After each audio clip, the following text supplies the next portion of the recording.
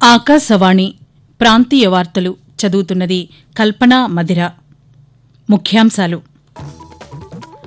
అభివృద్ది సూచీలో భవిష్యత్తులో అమరావతి, హైదరాబాద్ నగరాలు అగ్రస్థానాల్లో ఉంటాయని ఆంధ్రప్రదేశ్ ముఖ్యమంత్రి నారా చంద్రబాబు నాయుడు పేర్కొన్నారు. తెలంగాణలో పోడు భూములను వ్యవసాయ యోగ్యంగా మార్చడం కోసం ఇందిరా సౌరగిరి జల వికాసం పథకాన్ని ముఖ్యమంత్రి రేవంత్ రెడ్డి ఈరోజు ప్రారంభిస్తారు. ఆంధ్రప్రదేశ్లోని స్థానిక సంస్థల్లో ఖాళీగా ఉన్న 28 స్థానాలకు ఈరోజు ఉప ఎన్నికలను రాష్ట ఎన్నికల సంఘం నిర్వహించనుంది. చార్మినార్ గుల్జార్ హౌస్ అగ్ని ప్రమాదంలో మృతుల కుటుంబాలకు 5 లక్షల రూపాయల పరిహారాన్ని తెలంగాణ ప్రభుత్వం ప్రకటించింది. ఆంధ్రప్రదేశ్ వ్యాప్తంగా ఏపీ ఈఏపీ సెట్ 2025 పరీక్షలు ఈ రోజు నుంచి ప్రారంభమవుతున్నాయి. వార్తల వివరాలు: అభివృద్ది సూచీలో భవిష్యత్తులో అమరావతి, హైదరాబాద్ నగరాలు మొదటి, 2వ స్థానాల్లో ఉంటాయని ఆంధ్రప్రదేశ్ ముఖ్యమంత్రి నారా చంద్రబాబు నాయుడు పేర్కొన్నారు. హైదరాబాద్లో నిర్వహించిన ఒక ప్రైవేటు మీడియా సంస్థ కార్యక్రమంలో ఆయన నిన్న పాల్గొన్నారు. ఈ సందర్భంగా ముఖ్యమంత్రి మాట్లాడుతూ ఆర్థిక వ్యవస్థ బలోపేతంలో 2 నగరాలు కీలక పాత్ర పోషిస్తాయని అన్నారు. అమరావతి ఆర్థిక వనరుల సృష్టికి చిరునామాగా ఉంటుందని చంద్రబాబు నాయుడు పేర్కొంటూ, క్రియేటివ్ ఎకానమీలో 2 సిటీస్ ని క్రియేట్ చేస్తున్నారు. ఒకటి బాంబేలో, రెండోది అమరావతిలో. అమరావతి క్రియేటివ్ ఎకానమీ చిరునామాగా ఉంటుంది. భారతదేశంలోనే కాదు, ప్రపంచంలోనే ఏ టాప్ సిటీస్ ఇండియాని చూస్తే 1 and 2గా అమరావతి, హైదరాబాద్ ఉంటాయని చెప్పి కూడా మీ అందరికీ విజ్ఞప్తి చేస్తున్నా. తెలంగాణలో పోడు భూములను వ్యవసాయ యోగ్యంగా మార్చేలా రూపొందించిన ఇందిరా సౌరగిరి జల వికాసం పథకాన్ని ముఖ్యమంత్రి రేవంత్ రెడ్డి ఈరోజు ప్రారంభిస్తారు. నాగర్ కర్నూలు జిల్లా మన్ననూరు సమీకృత గిరిజన అభివృద్ది సంస్థ ఐటీడీఏ పరిధిలోని అమ్రాబాద్ మండలం మాచారంలో ముఖ్యమంత్రి ప్రారంభిస్తారు.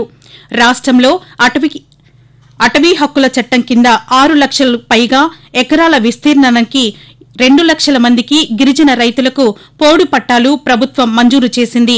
ఇందులో విద్యుత్ సౌకర్యం లేని 6 లక్షల ఎకరాలకు ఈ పథకాన్ని వర్తింపచేయనున్నారు. ఈ పథకం కింద తొలి ఏడాదికి 10,000 మంది రైతులకు చెందిన 27,184 ఎకరాలను సాగులోకి తీసుకువచ్చేలా ప్రభుత్వం ప్రణాళికలను రూపొందించింది. ఆంధ్రప్రదేశ్లోని స్థానిక సంస్థల్లో రాజీనామాలు, సభ్యులు మృతి చెందిన కారణంగా ఖాళీగా ఉన్న 28 స్థానాలకు ఈరోజు ఉప ఎన్నికలను రాష్ట ఎన్నికల సంఘం నిర్వహించనుంది.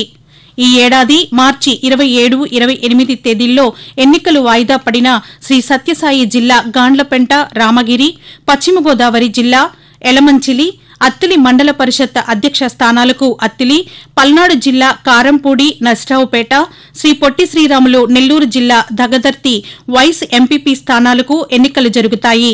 అలాగే మహా విశాఖ నగరపాలక సంస్థ GVMC deputy mayor, Bobbili, Adoni, Kadiri municipal chairperson, Tiruvuru నగర పంచాయతీ చైర్పర్సన్, కదిరిలో 2 వైస్ చైర్పర్సన్ స్థానాలు, 10 మండల పరిషత్ ఉపాధ్యక్షుల స్థానాలకు ఎన్నికల నిర్వహణకు అధికారులు ఏర్పాట్లు చేశారు. చార్మినార్ గుల్జార్ హౌస్ అగ్ని ప్రమాదంలో మృతుల కుటుంబాలకు 5 లక్షల రూపాయల పరిహారం ఇవ్వనున్నట్లు తెలంగాణ ఉప ముఖ్యమంత్రి మల్లు భట్టి విక్రమార్క ప్రకటించారు. హైదరాబాద్లో మంత్రులు పొన్నం ప్రభాకర్, దామోదర్ రాజనరసింహతో కలిసి ఆయన నిన్న ఘటనా స్థలిని పరిశీలించారు. అనంతరం ఉప ముఖ్యమంత్రి పాత్రికేయులతో మాట్లాడుతూ, చనిపోయినటువంటి వ్యక్తులకు సంబంధించి రాష్ట్ర ప్రభుత్వం నుంచి ఒక్కొక్క మనిషికి సంబంధించి 5 లక్షల రూపాయల వరకు ఎక్స్గ్రేషియా కూడా ప్రకటించడానికి రాష్ట్ర ప్రభుత్వం నిర్ణయం చేసింది. వారి జీవితాలలో తీసుకుని రాలేం, కానీ సాధ్యమైనంత వరకు ఆ కుటుంబానికి ఎంతో కొంత వెసులుబాటు కల్పించడానికి ఈ 5 లక్షల రూపాయల ఎక్స్గ్రేషియా ఒక ఆర్థిక సహాయాన్ని ముఖ్యమంత్రి గారు ఎక్స్గ్రేషియాని ప్రకటించమని వారు స్పష్టంగా చెప్పినటువంటి సమాచారాన్ని మీకు ద్వారా తెలియజేస్తా ఉన్నాం. కాగా హైదరాబాద్ చార్మినార్ సమీపంలోని గుల్జార్ హౌస్ భవనంలో జరిగిన అగ్ని ప్రమాదంలో 17 మంది మృతి చెందినట్లు అధికారులు ప్రకటించారు. ఆకాశవాణి ప్రాంతీయ వార్తలు వింటున్నారు.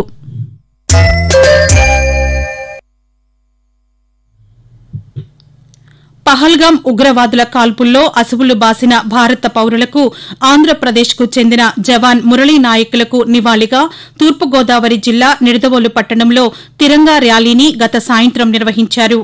గాంధీ విగ్రహం నుండి గణపతి సెంటర్ వరకు కొనసాగిన ఈ ర్యాలీలో పర్యాటక శాఖ మంత్రి కందుల దుర్గేష్ పాల్గొన్నారు.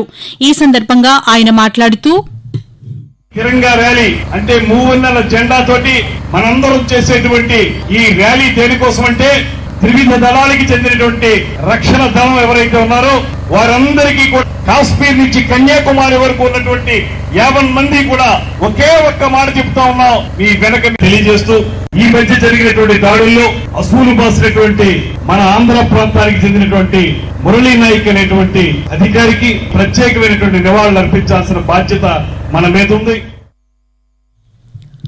మరోవైపు ఏలూరు జిల్లా నూజివీడు మండలం చాట్రాయిలో నిర్వహించిన తిరంగా ర్యాలీలో గృహ నిర్మాణ శాఖ మంత్రి కొలుసు పార్థసారథి పాల్గొన్నారు. ఈ సందర్భంగా ఆయన మాట్లాడుతూ తిరంగా ర్యాలీ జాతీయ సమైక్యతకు నిదర్శనంగా నిలుస్తుందని అన్నారు.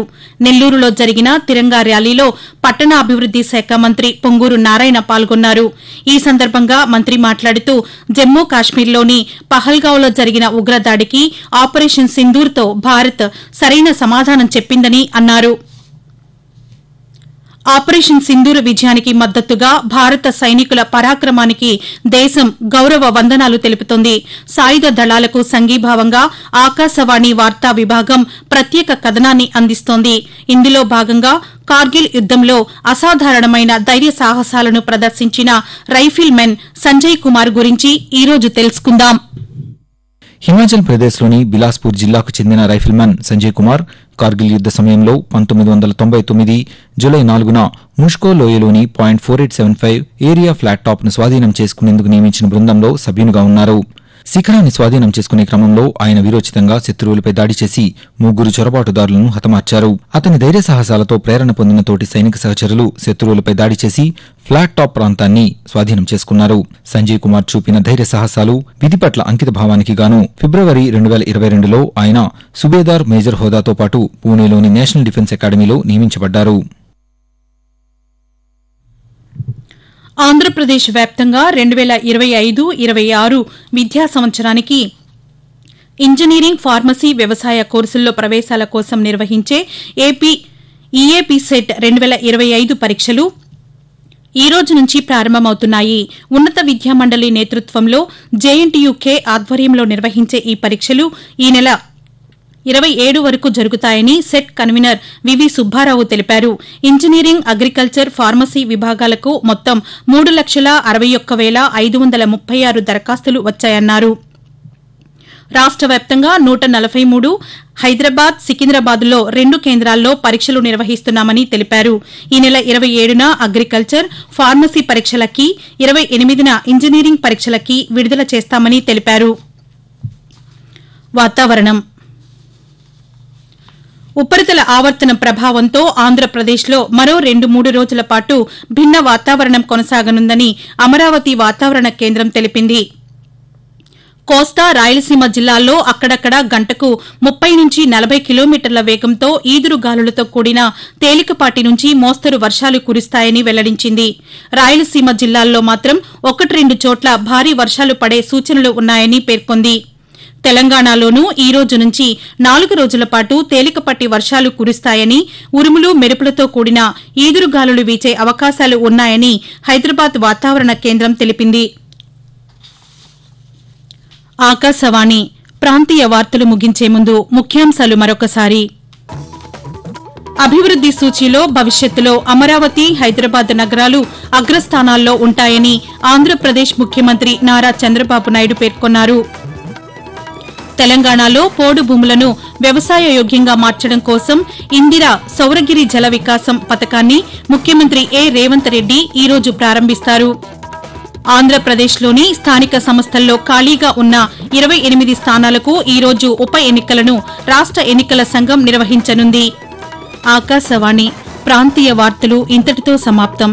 తిరిగి 7:05 జాతీయ వార్తలు వింటారు. इयम्